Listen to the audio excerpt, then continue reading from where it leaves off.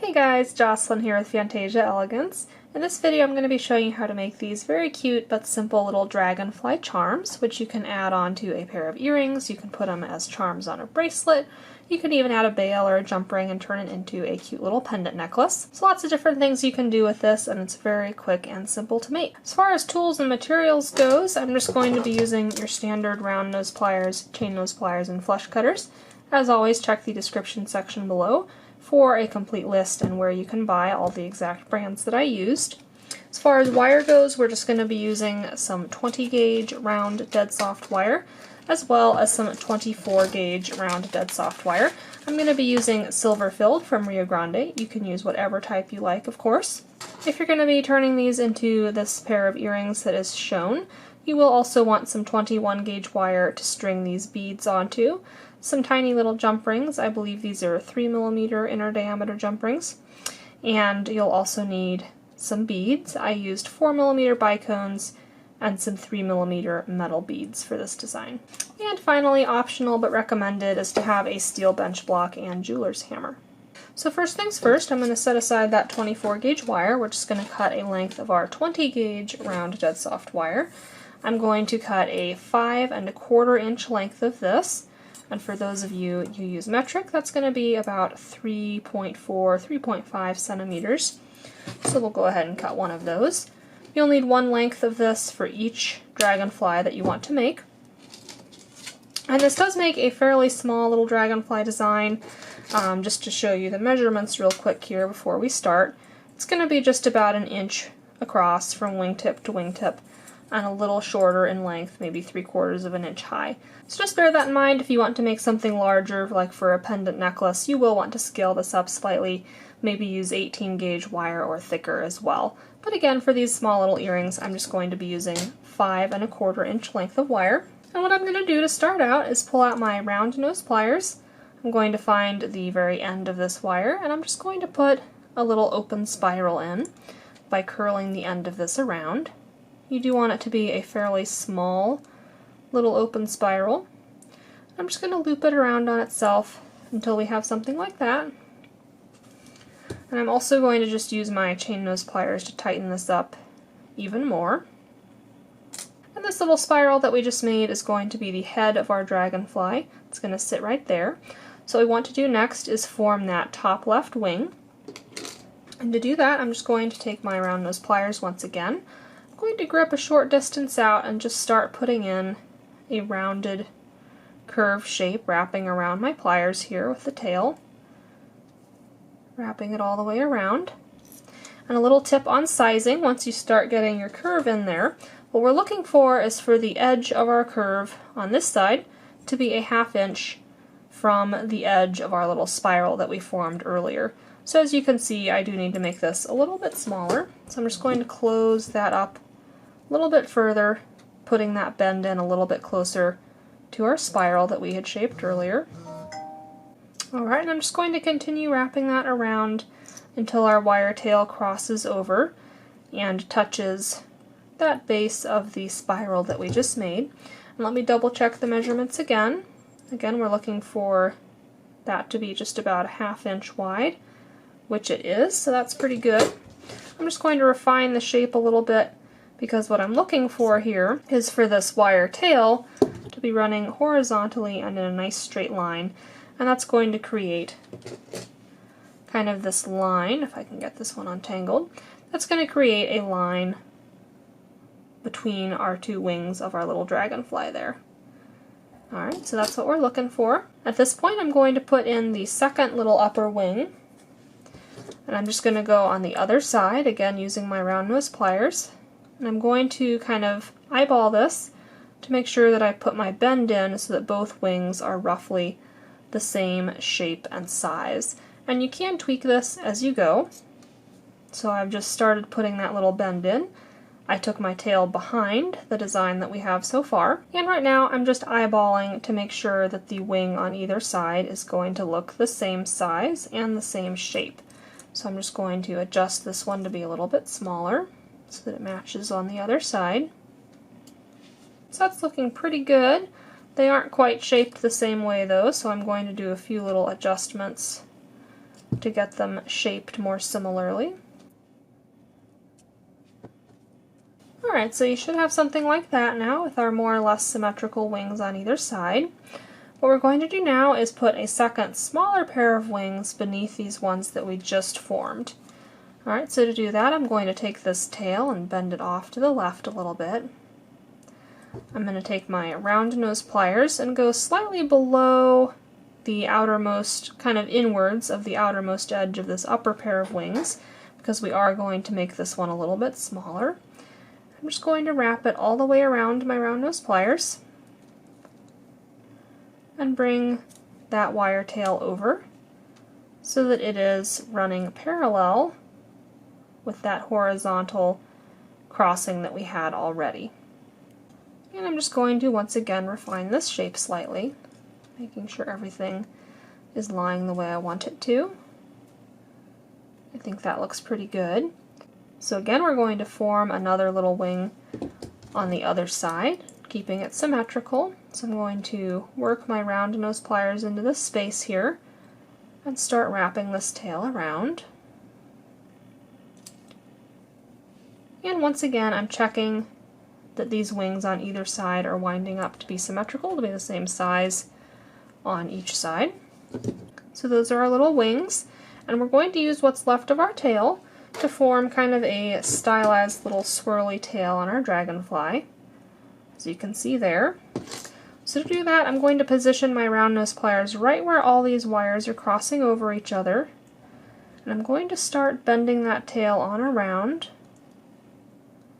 to put in a little kind of swooping motion.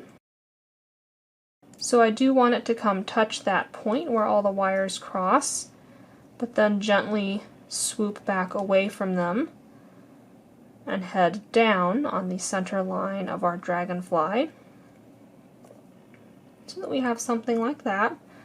And as you can see, we're kind of mirroring that little swirling motion that we have on the dragonfly's head up here. But then instead of creating another matching spiral down here, what we're going to do is create kind of an S shape and take this little tail and curl it around to create a longer, lower tail for our dragonfly. So I'm just going to pull out my flush cutters because this end here isn't flush. Snip off enough of that just to make it smooth and flush. Then I'm going to grab my round nose pliers once again and put in another small open spiral on the very end of that wire. I'm going to keep curling that around, wrapping it around on itself until we've created a longer spiral that hangs a little lower on our dragonfly. So that is our little dragonfly shape. Pretty quick, pretty simple. We are going to do a couple finishing touches here to dress this up a little bit. This one is optional, but I do highly recommend that you hammer this out slightly using a steel bench block and jeweler's hammer. That will add a lot of sturdiness to this. It'll also kind of flatten out the wingtips and make it a little bit more shiny, make it look a little bit more finished. So what I'm going to do is pull out my hammer, and I'm going to focus on a few different spots as I'm hammering. I'm going to try and flare out these rounded ends of the wings, kind of flatten those out a little bit. I'm going to focus on each of these spirals, the tail spiral and the head spiral. I'm going to flatten those out a little bit. And I'm going to avoid hammering wherever the wires are crossing over each other, so I'm going to avoid the center part. And whenever you're hammering, I do recommend using lots of light little strokes. It's easier to add more hammering. You can't take back, though, once you hit it too hard in the wrong spot and leave a big dent in it, so slow and cautious is the name of the game here.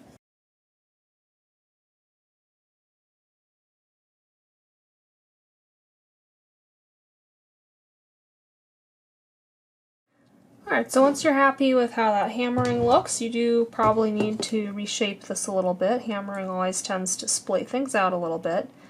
So I'm just going to tweak a few spots, make sure everything is still lying where I want it to.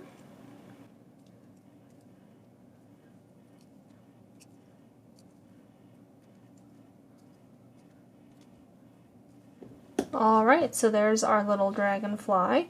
I'm going to do one final finishing touch on this. This is optional, but definitely recommended to make sure everything holds together. I'm just going to take some 24 gauge wire and put little bindings over the center of it here, just to kind of hold everything together, as you can see here like I've done on this one. We don't need very much wire, a short little piece should be plenty here. Let me just feed this off of the spool, get it straightened out a little bit, and I'm just going to cut about a 3-inch piece of that. Again, you don't really need an exact amount on this, a little under 8 centimeters in metric. There we go, and I'm just going to bend this right in half into a tight little U shape, just like that. I'm going to take our little dragonfly, and we will drop this over all of our center wires. So it's going over all of them at once. And then I'm just going to start wrapping these tails around. You might need to tighten them a little bit with your chain nose pliers as you're wrapping. I'm going to put like 3 or 4 wraps in right next to each other, again going over all the wires in this center space. Okay, so there's 3 wraps. Let's do 4 here with this tail. There we are. And again, keeping them all running right next to each other so it looks nice and tidy.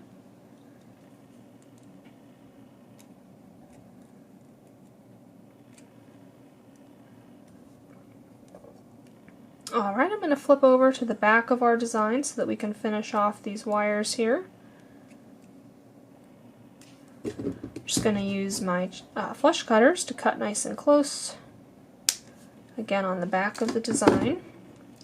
And we'll push that cut end down into this little space right here so that there's no loose tail that can catch on anything. Let's do the same thing with the other tail over here.